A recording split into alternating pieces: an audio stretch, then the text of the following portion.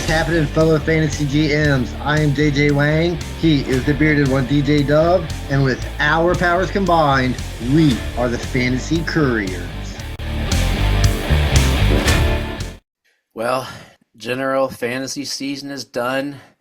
How'd you come out last week? I did all right. I won one. I won a redraft league. I got to the championship in a dynasty league. Didn't win, but it was close. I mean, it put forth a good effort. The other team that I played just balled out. There was really not much I can do, but I mean, overall, I think it was kind of successful. Nice, nice. Ended up with a 1, 2, and a 3 last week. Thank God for that Jameer Gibbs last second like spurt down the field. It put me over the top. Like we were teetering because it was basically almost neck and neck with Gibbs versus Amon-Ra St. Brown. And Gibbs got ahead, then St. Brown just was nickel and diming. And PPR, you nickel and dime so quick. I was like, oh my gosh. And then Gibbs had that breakaway at the end. I was like, ah, ha, ha, ha, ha, ha. And then I just listened to Little Queen, and I was the champion for a while. So, but now it's next season prep. We're getting ready, but we're gonna start getting next season probably February-ish. We're gonna spend January just reflecting on what was, because our reflection on what was will lead to what will be. Because we're gonna look here at we're gonna spend the next couple weeks going over surprise guys, busts, and our MVP for each of the major fantasy positions, and that'll lead into our off-season discussion as we had an off-season discussion, and then our college expert here will tell us all about college football. And all I know is I'm still, man, Cam Ward's not only is he letting go of his team, but quitting on his team, but he's going to end up taking Will Levis's spot. I just don't know what I can do. It's just going to be hard. Couple questions for you. One, did you get excited to see your boy Trey Lance actually play football today? I mean, I feel like it's about time. I mean, I don't. I know they've been trying to win games, but I mean, I feel like at some point you spent your fourth round pick. You've put him in there regardless. I mean, he wasn't going to win anything. You're not going to make the playoffs. So I'm just glad that they kind of did the right thing. Yeah, It's he's okay. nothing too incredible. Also, we're not going to talk about him, so I thought I'd bring him up. Do you know who currently? We're recording this mid afternoon because I want to see my Dolphins game, and the night would get away from us. Who is the NFL leader in touchdowns, and probably will end that way? Probably Baker Mayfield. Oh, sorry, rushing touchdowns since it's a running back episode. Oh, rushing I touchdowns. just saw him break Uh, it. I'm not sure. I'm not sure. It's your boy James Cook. I 16 did see where he scored touchdowns on the touchdowns. season.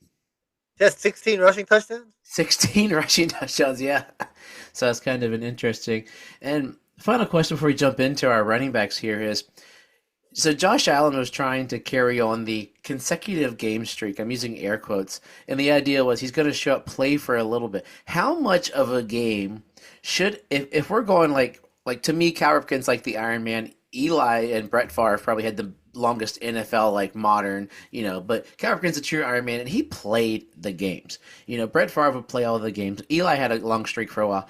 How much of a game does a player need to play for it to count towards that kind of a streak? Because I think he might have played half. I didn't pay too much attention. I forgot when he got pulled out, but there was talk that he was going to like show up, pop on the scene, pop out, just so he can keep the streak going. Isn't that baloney?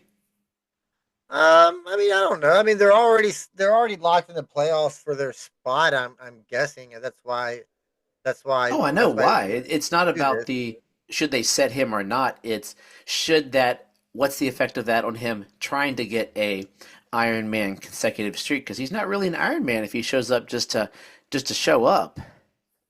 He's trying to get perfect attendance without really going to school. Yeah, well, yeah, he just shows up late and then he leaves early because he's got a dentist appointment later on. He doesn't want to miss the whole day, so he shows up for half a day. I don't like that. I'm not sure how much he played, but isn't there like in baseball? There's so many innings you got to play for it to count as a consecutive game. I don't know if it changed. Nobody's gonna. If that's probably if there is an unbreakable record, that to me probably is it.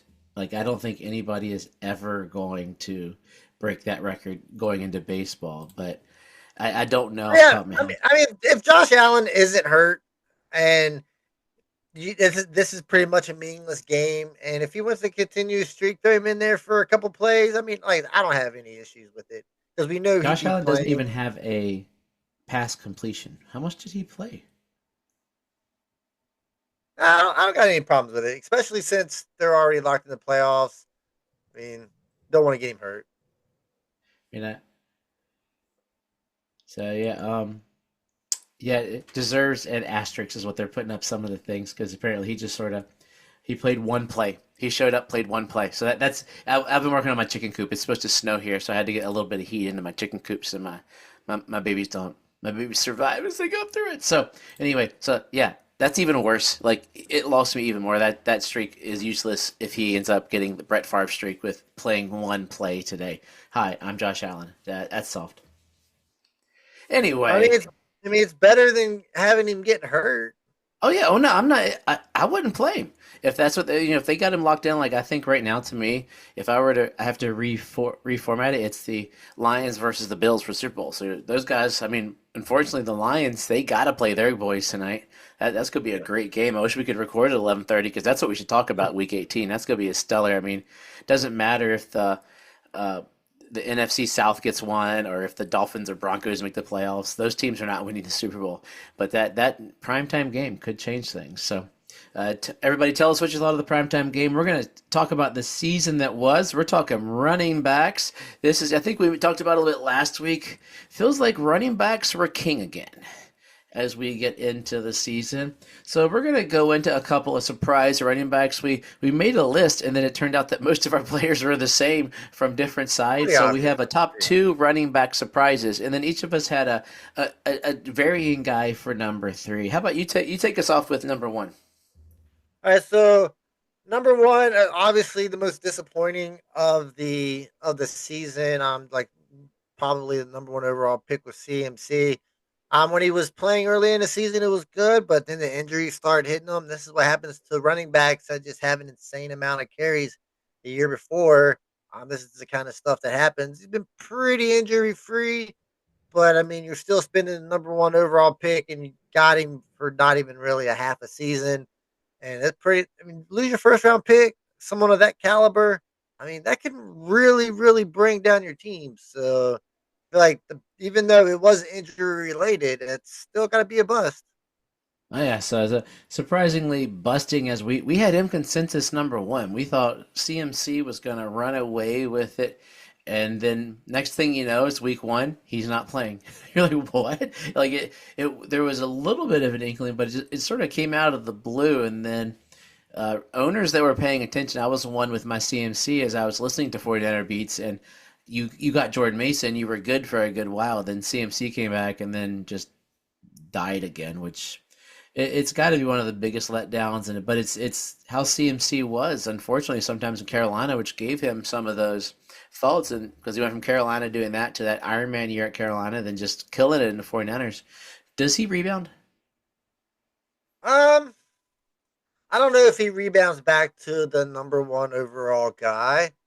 He's definitely not going to be drafted like that. I can't imagine play people going into next season confident of drafting CMC. So I think people are going to be really scared to draft him, which is going to make him fall. And if he can fall far enough, I guess it could be a value. But I just don't see him. I don't see him bouncing back to like a top five type. I think it's more What along the lines of like maybe like a 9 to 12, maybe. 9 to 12 is what we think. He probably gets drafted 5. I don't even know You if he's know, going to get Mike. drafted five. I don't. I think people are going to be really really scared to draft him, and there's plenty of other guys that you're not really scared to draft. Like there's definitely five of them that you're definitely not scared to draft. You don't want to be scared of drafting your first pick. I mean, Yeah. so I mean, a top five running back is going to go really really early. I just don't see CMC being able to get Is drafted he there. still? Would that would make him a first rounder or a mid second rounder, or would I'd feel more comfortable as a third rounder, but you know. Yeah, I mean, I'd probably consider him more of a third rounder. Um, like I said, probably around the 12th running back taken. So it might be late third. So yeah, I mean, I'd be scared to touch him in the first 2 rounds. Yeah, so CMC. My guy, we're is Kenneth Walker the third. I was high on Kenneth Walker the third. I just seen a lot of promising things from coming out of Seattle. I mean, the he'd been averaging over 4 yards a carry previous seasons. Came off almost a 900-yard season last year.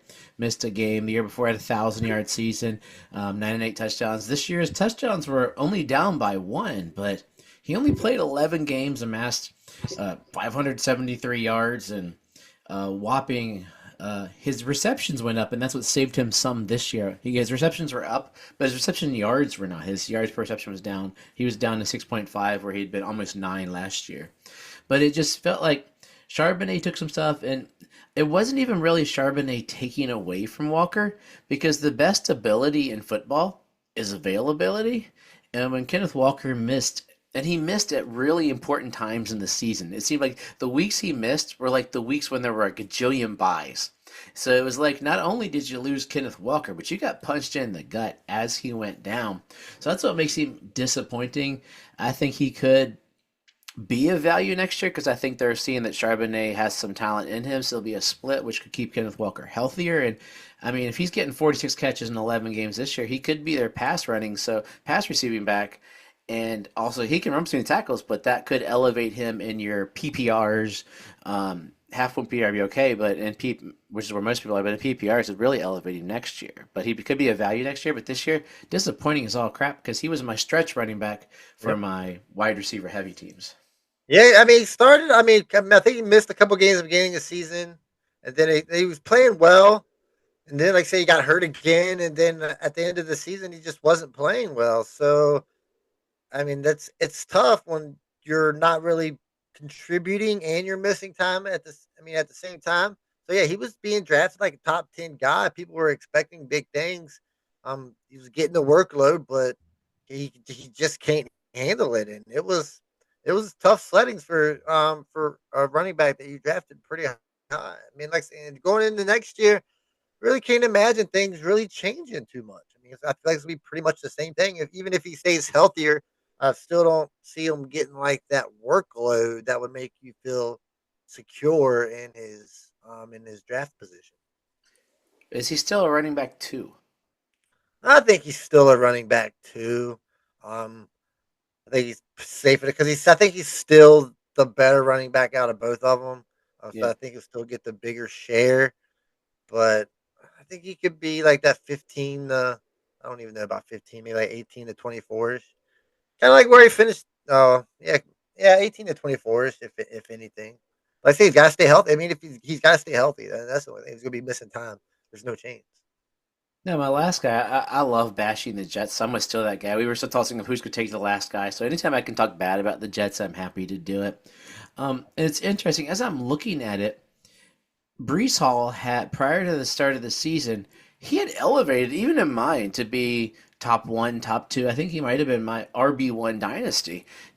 But we look at it, and usually a running back that becomes RB1 dynasty has had seasons that are really, really, really good. Brees Hall's last year was good in the aspect he doesn't have 1,000-yard rushing season yet, which I did not realize until I was looking through stats. Last year he only rushed for 5 touchdowns. Last year, what saved his butt was dump down passes, 76 for 591, and there was no Aaron Rodgers wasn't there last year, so the reason they were dumping down is because the quarterbacks were terrible and they couldn't throw more than 3 yards. Now, Aaron Rodgers wasn't much better. Brees Hall misses just a couple of games this year, and before his last game, like we're recording this, so we said prior to the Dolphins game, he only has 819 yards, 5 touchdowns, and he still got the receptions, but it just felt like a dud year when realistically he's not much better than Kenneth Walker the third. Statistically, probably about the same without looking up their exact fantasy points. And you drafted Brees Hall top 5, top 6 probably if you got him. You drafted Kenneth Walker at about 29, 30. I got him, I think, in the 4th, 5th round, something like that. That would make him quite a bust for the year, quite a letdown, and we're gonna fall for it again, aren't we? Oh, I mean, absolutely. I mean, He's just the such a good talent. player, but why is he a good player? The talent is there. Like I say, the rushing just wasn't. I mean, I was expecting a big rushing year. Like I said, didn't even break 1,000. I was thinking 13, 14, and maybe even 1,500 yards, kind of like Derrick Henry was having in a bunch of touchdowns. I wasn't necessarily going to rely on the catches, even though they were great. I knew he would catch some, but not probably what he did last year. But yeah, that Jets team was just a letdown all around. And Oof. yeah, of course, you're going to go back next year and probably still draft him as a top five running back. I'm not really scared of him as I would be of someone like a CMC. I think he's still going to be in the discussion as a top five guy. I mean, the talent is He'll only be just 24. His salivating. birthday's May, so he'll be 24 in May. Yeah. So he's still under the 25 window. It'll be year 4. Maybe that's maybe it's the breakout. Maybe Sam Darnold takes him over the edge when he comes home to the. I mean, does Aaron Rodgers return? I think he does. Probably. You think he Maybe. did? I don't. Yeah. Okay, give us the last guy who this would actually hurt more because I've got him in a couple places now. I Yes. like. So my guy's Travis Etienne. I mean, there's not much to say. It's just a dreadful year. I mean, still played in 14 games. Now he was injured, so might not play the whole games, but there was some injuries. Uh, Finished as running back 38, and he was drafted, as a top 8 running back. He was one of the top guys. I know they had Tank there, but they was expecting ETN to be a big part of that offense. We just expecting that offense just to be better all around. Yeah. The only one that turned out to be any good was Brian Thomas. But the running game was dreadful. And they only had 137 attempts. That's not good. 527 yards, 3.8 yards a carry, and 2 touchdowns. I mean, that's dreadful for a guy that you were, picking as a top 8 guy. And if Brees Hall, you're drafting him as 1 or 2, and he's finishing 18. You're drafting this guy at 5 or 6, and he's barely cracking the top 40. And I feel like that's probably just as big a letdown because at least Brees Hall did something a few times. I mean, ETN was just pretty much irrelevant the whole year. Brees Hall before the game today has twice as many points as Travis Etienne. But interestingly enough, Etienne has twice as many 1,000-yard seasons as Brees Yeah. Hall. Like Etienne was better than Brees Hall last year, and Brees Hall's last year was supposedly incredible, like the greatest thing of all time. Etienne had 6 more touchdowns last year. Etienne only had 18 less receptions for 100 less yards and couple less receiving touchdowns. So he was a better player. So that's an even bigger bust. And it's kind of ironic thinking that because we love Brees Hall, because we think he's that much better, that they're the same age. But well, not the same age. They're the same years in the pros. So Etienne this is his year 25, so he'll be 26 next year. He might fall off a cliff. His birthday's coming up in January 26th. But yeah, I didn't even. There's things you don't think about until they happen, and you're like, oh crap, how did that happen? How were you that good? And then just died. Is the question there is Etienne was he a first rounder? Yes, he was. Oh, So absolutely.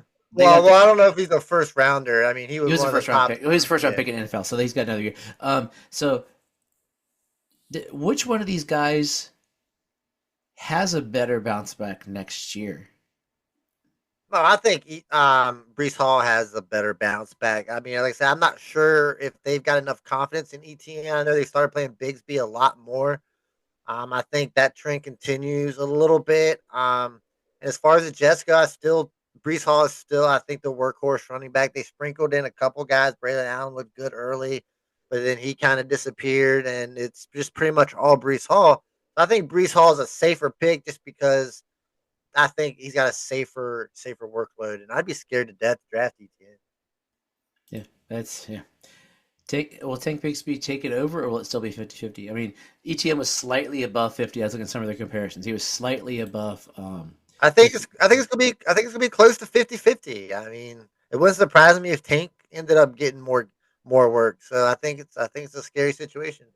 Tank had 48% of the rushing attempts. ETN had 46, but ETN played 54% of the snaps, which is Yeah. he ran more routes. That was the difference. If they can make them a Thunder and Lightning, it could help both of them maybe.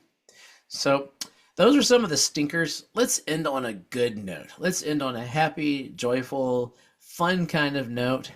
Uh, JJ Wang, give us some joy. Give us something to be happy about. Give us one of our surprise running backs who made us feel better about what we do.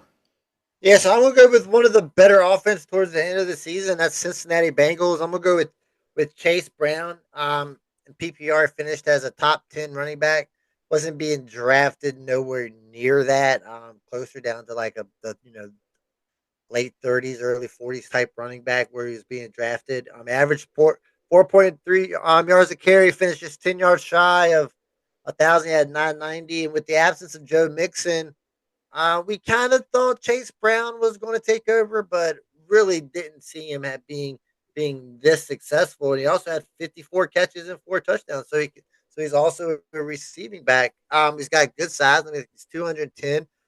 So I think he can be like a reliable uh, RB1 for this team. And if this offense is going to continue to play like they are, just throwing all over the place, I mean, the running game is just going to be wide open. And then going into next year, I think Chase Brown's would be a pretty safe pick. I think I'd pick Chase Brown over. I would pick ETN. Probably pick Chase Brown over someone like McCaffrey. So yeah, I think he's going to be drafted. He might even end up getting overdrafted, but I think he's going to be drafted pretty high.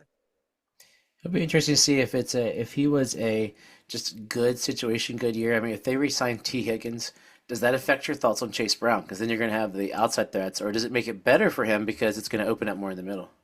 I don't think it really changed. I mean, they got T Higgins this year, and he's getting 229 carries. So I mean, if they get rid of T Higgins, he might get more carries, but I think that offense is still going to be cooking. I don't think it really matters who's on the other. I think they'll find a reliable replacement for the other side. But yeah, if they sign T Higgins, I don't think really much changes. I mean, if they lose T Higgins again, I don't really think much changes. I'm not expecting like a 1,400 yard season, but I mean, if he could break 1,000, 1,100 yards and still maintain his touchdowns, he's 11 total touchdowns. I think it's very manageable to come to repeat what he did this year. I can't argue. I mean, I am kicking myself. I was talking Chase Brown because I'd listened to some podcasters that were all on him in the preseason. I was like, oh, I'll get him for a little bit of nothing. And our buddy Doug, said, I'll give you Chase Brown for 2/3. I said, I don't know if I can give more than 1/3. Oh, darn it. That might have won the championship for me. Who knows? But yeah, I like him next year. I think Chase Brown should be ranked top 10.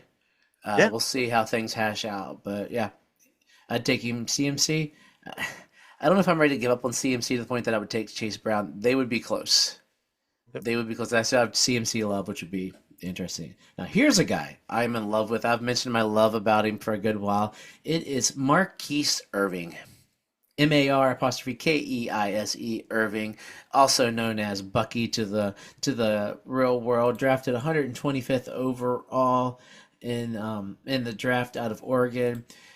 Never really thought he'd be more than a scat back. I'm not gonna go lie to him because we've talked about him a lot ad nauseum the last couple of weeks, but did not think he'd get the play he got. But as I've said the last couple of weeks, the more I learn about him, the more I see this play. This is his floor. His floor is 1,000 some odd yards, and then 45 catches for 300, almost 400 yards. That's to me the floor for this guy. As long as he's healthy and he keeps putting in the work that supposedly this kid is putting in the work in there, and Rashad White continues to be Rashad White. So I think because I thought Rashad White was going to take it, Bucky Irving would be change pace, but no, he just took the bull by the horns. But and it proves that if you're gonna work your butt off, it's people are gonna notice, and it's gonna pay off on that team. So love me some Bucky Irving. yeah. Pleasant surprise. I didn't. He was not one of the running backs that I thought would be one of the top guys. Like I really didn't draft him anywhere. Like as far as dynasty goes, really picked him up in one spot, in a redraft league. But I mean, I really wasn't excited about it. I really didn't think it was going to be much involved. But once he took the field, he just looked like the best back in Tampa Bay. Not, of course, I think he's not going to be like a true workhorse type, But like I said, I think the 1,000 rushing yards and the 300 receiving yards is something that he can repeat year after year. I don't really expect too many more rushing yards. We don't expect too many more receiving yards. But I mean, I think maintaining like that area, that level of play, yeah, totally repeatable. I mean, he didn't like have like such a great year that you don't think he can do it again to where he's going to be overdrafted. But he had a year that was like, well, this is a good year. He got to work. He's only going to get. I don't know if he's going to get more work, but yeah, I think Rashad White's slowly going to be phased out. So yeah, I think this is probably the biggest surprise out of all. Yeah, I think so. I think so because there was no real rookie running back that anybody was like, gosh, this guy is gonna be gangbusters and take over the world. And we liked Benson. He ended up being kind of meh. And then what's his name in Carolina? Jonathan Brooks hurt himself again, so he's probably out another year. Which us Chuba owners are like, cool, that gives us one more year on this cheap guy we have. But yeah, totally shocked. And then we each have a differing third guy. My third guy was not so much because he was spectacular, not so much because he really changed the world, but because for me, a surprise would be something that I didn't expect. I've never been a big Tony Pollard guy. I liked him as a change of pace back, and I thought that's where his strength would be. And then basically all he did the last couple of years in Dallas was basically catch 39, 39, 55 balls and run for the last 2 years 1,000 yards in Dallas. And I was like, well, he was good, but nothing great. He's gonna go to Tennessee and he's gonna die. They're gonna give the ball to Tajay Sharp, and they paid too much for some guy. And all he did was basically do what Tony Pollard does. He rushed for 1,000 yards. He was down touchdowns, but that's only because Tennessee's terrible. And he still had 41 receptions for 238, and he missed 2 games. So for me, it wasn't that Tony Pollard was so stellar. It was that Tony Pollard probably helped stabilize teams that surprise teams that because you were getting Tony Pollard in the late rounds, and then you have to say you drafted Tony Pollard and you drafted McCaffrey, you're going from zero to getting 8 to 10 points a week, which is a big jump. Maybe even some of his boom weeks, but that was the surprise of me was that at age 27, he still was performing like Tony Pollard does, even on a pretty terrible team. And I watched him play, and he still looked like a decent player, like not gangbusters, but just a pleasant surprise for the year. Yeah, I mean, he looked okay. I mean, he looked really good at the beginning of the season. I'm more of a Spears fan than I am Pollard. I thought Did I say Spears would sharp? get more run. Yeah, you said Sharp. Um, but Spears was hurt quite a bit throughout the season. And then the only issue with Pollard is like at the end of the season he got hurt and he wasn't playing that much. And then Spears comes in. Spears had some pretty big fantasy games there at the end of the season. And that was the only downside to Pollard. So yeah, I mean the fact that he was able to perform at a decent level. I mean, like I said, not great, but he had a couple performances. I think he finished as like a top 24 RB. So that's really all you really asked for in that offense. I really wasn't Yeah. really expecting that. But I think going into next year, I think they start using Spears a little more. So I think the slide is going to come pretty fast for Pollard though. Okay, Um, and your guy, yeah. my guy's a veteran, 30-year old. We'll go with Aaron Jones. I got traded from Green Bay. I thought his best years were going to be behind him. Even Minnesota turned out to be a really, really good team. So, I mean, that helped out a lot. But like I said, 30 years old. He finished as the RB 14 ish, played in 16 games. And he had 245 carries, which is the most in his career at his age 30 season. He had 1,000 yards. I averaged 4.5 yards a carry. So I mean, drafted him where you did. It was probably he's probably one of the 25 to 30 ranked RBs. He probably really wasn't expecting a 30-year-old running back to come in, and be this good. But he's been a good running back his whole career. Um, just lacked the touchdowns this year. He still had 46 catches. So yeah, like I wasn't expecting much from Aaron Jones, but he turned in just continued to be what Aaron Jones has been his whole career, which is a very reliable RB2 with some good quality upside from game to game. I'm just looking back at our running back rankings. You had Aaron Jones as your tier 5 running back. Yeah. I had him as my number 27. I don't even know if I had, let's see, Tony Pollard was 31 for me, and you had him in tier 6, so slightly behind. But it's just funny looking back at some of these guys that, yeah, to see where we are and see where we got.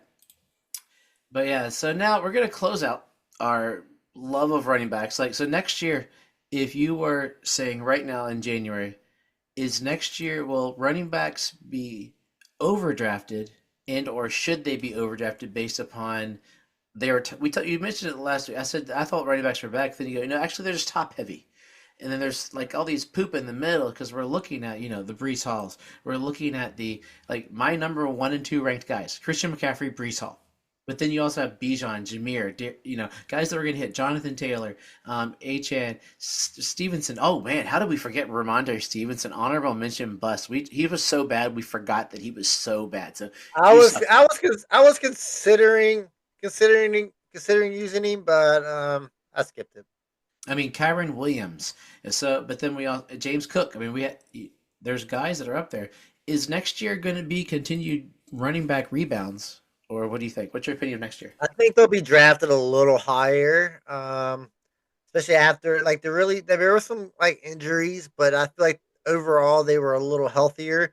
And then it's just going to go back. They're drafting them higher, and then they're not going to play as well, and then it's just going to reset back to wide receivers. Um, so yeah, I still think the wide receivers will be drafted over like a little more, but I think you'll see the running backs start creeping back up to where they were 4 or 5 years ago. Okay, let's close this out with each of our fantasy running back MVPs. I think both of us actually considered the other guy's guy. Like, there's really, to be honest, there's only two answers to this question.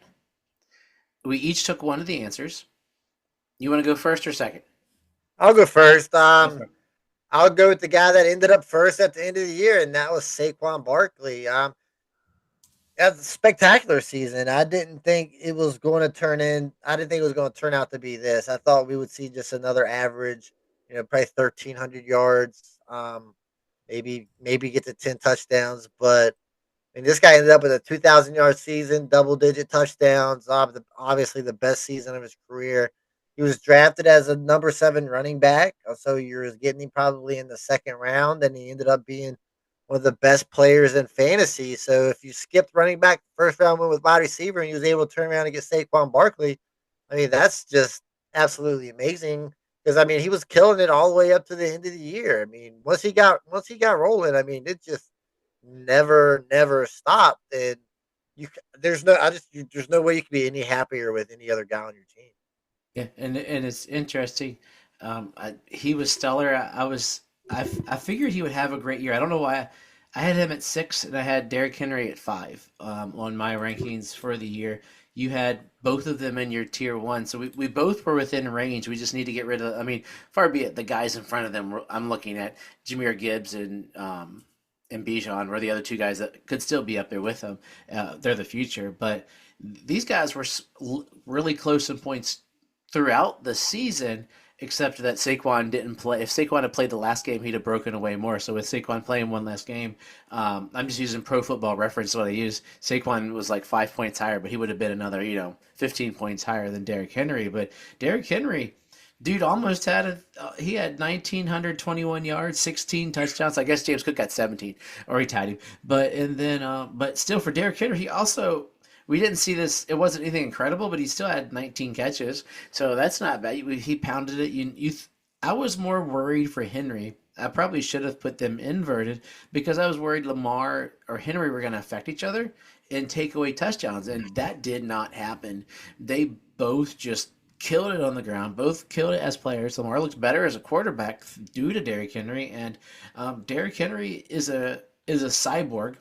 I don't think I mean he's 31. He just turned 31 yesterday. We're recording this on the 5th. Yesterday was his birthday. He got to play. Happy birthday, Derrick Henry. You all got to beat the snot out of the Browns. But So this will be his age 31 season. I think he's got one more in him. I truly do, and then I think he's going to play two or three more. I've mentioned it before. As a bruiser, he'll get 300-400 yards and 10 touchdowns. He'll be what the Cowboys thought Zeke was going to be, but he wasn't. Even more of a Jerome Bettis kind of ending. And then Saquon, I think he's got about 2 more years in him, but he's also what 4 years younger, something like that. Without let's see what the age is. I just lost his profile here. I have Derrick Henry up here, but Yes. Saquon is yeah. So, but I mean, you can't go wrong with either of these guys. Saquon will be this will be his age 28 season. So Yeah, like the only reason I went with Barkley, 'cause I was just confident in Henry. I thought Henry was going to finish the number one running back. Just kind of slowed down a little bit from like game like 10 to like 13. Wasn't scoring the touchdowns there at the end of the season. But yeah, I think it was fantastic. I think he's continued doing this, especially in that offense. And like I said, either one of these guys, you would have been ecstatic to have because I mean, you can't get much more consistent than what these guys were providing for you. I mean, Saquon for his birthday, 20 for 138 and 2 touchdowns, 2 receptions for 23 yards. Happy birthday, Yeah, brother! So, happy birthday. am I correct that next year Saquon's drafted number one though, right? Um, Him and Chase basically, as far I like don't. if it's I'm in not really non. sure. I think people are still going to be really high on Bijan Robinson. I think they're Oh going to yeah, be true. really high He's been on starting. Jameer Gibbs as well. I don't. I just don't think you can go in next season expecting this from Bar. If you go in expecting, this from Barkley again, I think you're going to be highly disappointed. I think he probably comes back to earth a little bit. Um, but yeah, I mean, I think he stands a good shot at being the number one running back. So, I like the but, Bijan call. I but think there, but there's I like still other. I think there's still other people that would be fighting for that spot. Yeah, I could see him, Bijan. Like I think Henry's gonna slide. Henry probably will get drafted. I mean, I'll still love to have him, but I think he'll get drafted what RB6 probably. Yeah, What people like I said, expect him. the age. People are still going to be scared of the age with him. He's older. Eventually, he's going to fall off a cliff. But I mean, it's Derrick Henry, and he might be the cliff. So Yeah, I like Bijan coming back with Penix, yeah, and they're consistent, and not Kirk Cousins, who's been terrible and this year. I think that affected him because you saw once Penix started playing, like Bijan's last couple games. Good golly, he yeah, murdered it was it. great. So I mean, if the Commanders had let him play more than 3 plays in the third quarter, he would have really murdered it that game. So okay, dude, that's running backs. I'm getting ready for my Dolphins. We're getting ready in Virginia for some snow. Um, I don't want to work tomorrow. I hope it's a day I was gonna off. say your commute's what 45 minutes into the worst of the snow, isn't it? Yeah, I gotta go over a mountain, Yeah, so any bit of snow is no go. I can't be taking that. Can't be driving unsafe out there. I'll have to stay home, man. yeah. Hopefully, you got some PTO saved up, a little Yeah, paid for time sure. off. I'll just take a day off. I don't care. I don't need to get paid for it. Just give me the day off. It's fine. Yeah. Better to have the day off than to be in a tree, right? Yep. You got any wisdom for us as we go out to play in the snow, build snow forts, and make Yeah. snowmen? So it's the end of an era. WWE Raw will no longer be on network television. It will now be a streaming show, which is I'm a bit disappointed because I got rid of all my streaming services, so I don't have any streaming, so I can't watch Monday Night Raw. A little bit disappointed about the move to go on the stream, but that seems to be what everything is doing these days. I think it will. I think it could be a little better product. I prefer more of a. I wouldn't say an attitude era. I don't want to. I don't want to go that far, but I like my wrestling with a little bit of adult themed entertainment from time to time, and I think the move to Netflix can allow that. I still want it to be PG for the kids, um, but I think moving to Netflix there can be more of some adult themed, you They say the know. storylines are going to be more personal and realistic, kind of Yeah, like that last argument between Punk and Seth Rollins, where they weren't pulling punches, man. yeah. Like that probably was a little more realistic than people know. Yeah, I mean, I kind of like that kind of stuff. I mean, I feel like that's kind of how wrestling should be. I mean, if you got two guys that aren't going to get their feelings hurt by saying something. I mean, I think that's what makes wrestling good. You can't pull punches. I mean, you got to make us believe that you guys hate each other. And the only way you can make us believe that you hate each other is to talk about their personal life, and I think it's fantastic. I think it'd be good for wrestling. SmackDown still be on network TV, so you'd be able to watch that. But I think it's a good move. But like I said, everything's got to go to streaming. You got to have like 47 streaming services to watch everything. It's just out of control. But as always, trust yourself and trust the process.